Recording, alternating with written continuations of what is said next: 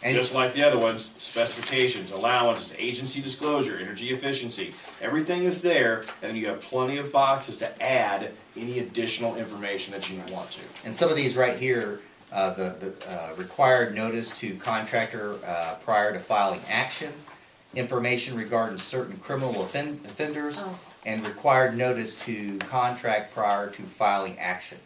So this happens, and that's in Missouri, that particular required notice to contractor prior to filing action. You just can't go sue your builder without telling them, hey, I got a problem. Yeah.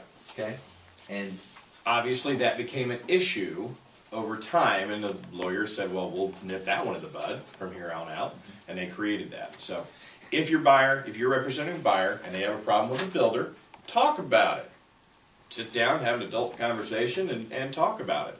The best thing that you guys can remember in new construction, either representing the builder or representing the buyer, is one simple word: transparency.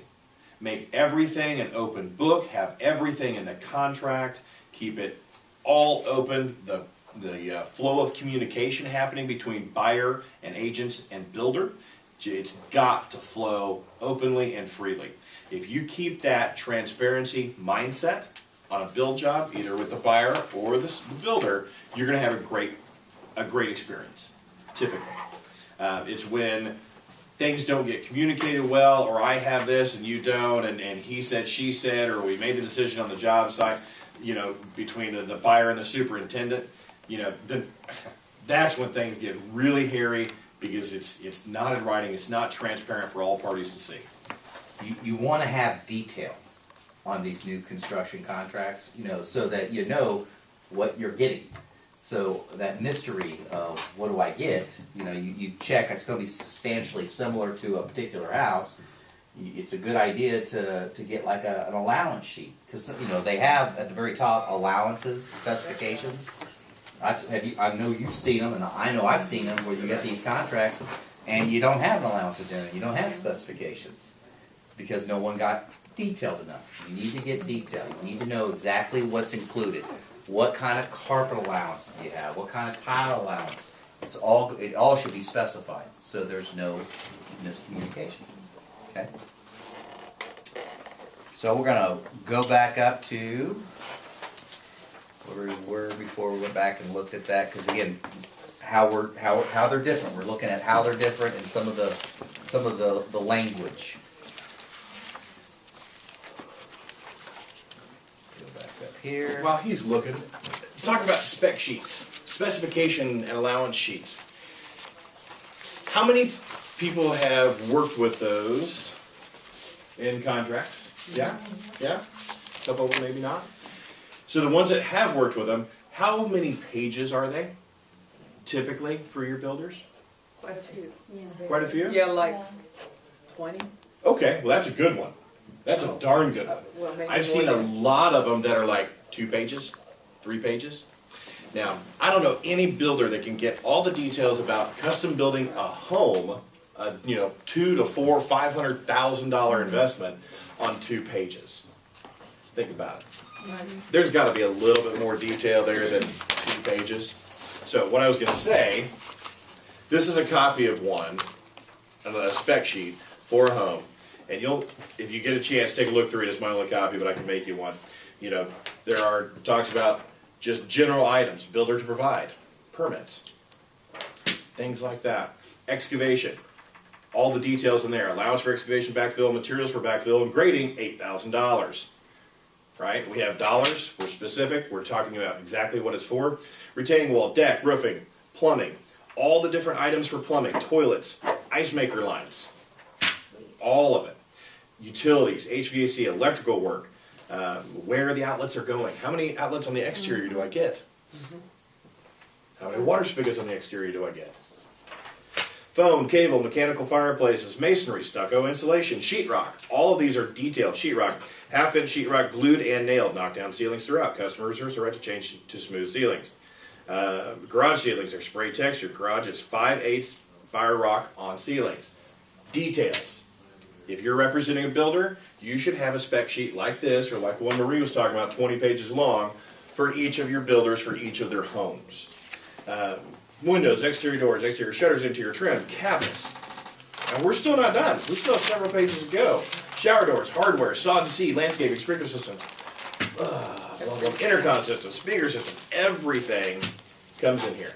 Is that specific to a certain builder? Yes. To a specific builder. Yeah.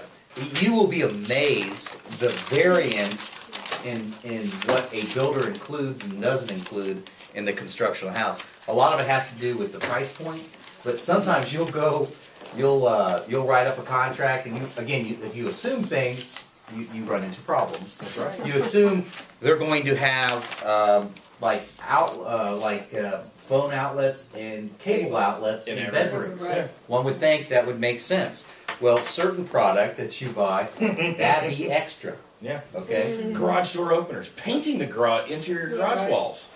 You would think you paint that. It's an interior wall, you paint it. No. That would be an extra charge. 60% of the builders out there don't paint the interior garages. And 90% of the builders don't put a garage door opener in, regardless of price point. Stairs off your deck. Stairs off the deck. True. All of Yeah, these things. right.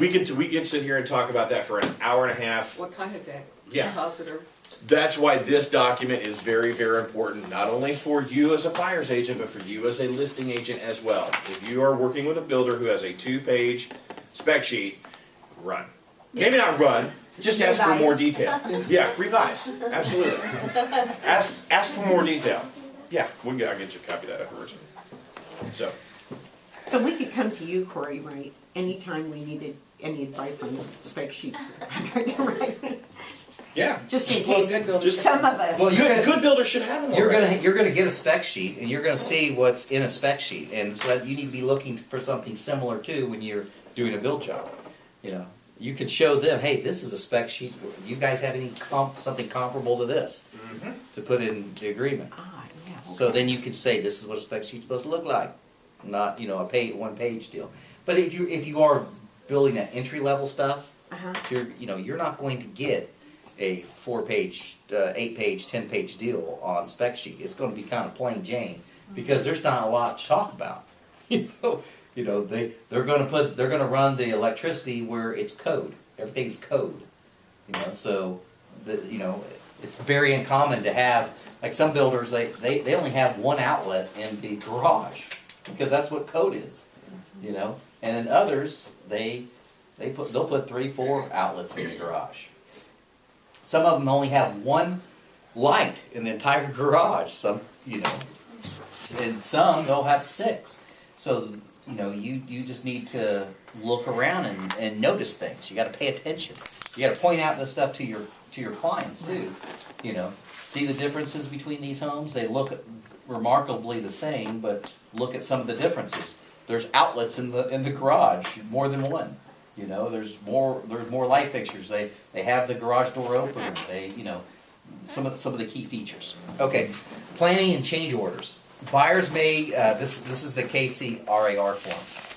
Plans and change orders. Buyers may request in writing or seller's change order form certain additions, deletions, substitutions, or revisions to the plans, and if agreed to by the buyer and seller, provisions of this contract shall apply thereto with the same effect and if embodied in the original plan. Seller may condition its approval of any such change orders request upon increase in the purchase price to compensate seller for the change. No verbal change orders request shall be made by buyer. Buyer agrees not to give any change orders directly to any subcontractors or suppliers of sellers without seller's prior written consent. Changes shall be paid by buyer as indicated in the change order form. Payment, if any, shall be non-refundable. The change order should identify all charges and any delays in the closing date, if any. Okay, now that's the KCR version. And then this is the Stan Woodworth. Now look at see how much longer this little paragraph is. Change orders and allowances. Buyers may, from time to time, request in writing on builder's change order form certain additions, deletions, substitutions, revisions to the plans, if agreed to by the buyer and the builder. Provisions of this contract shall apply thereto with the same effect as it embodied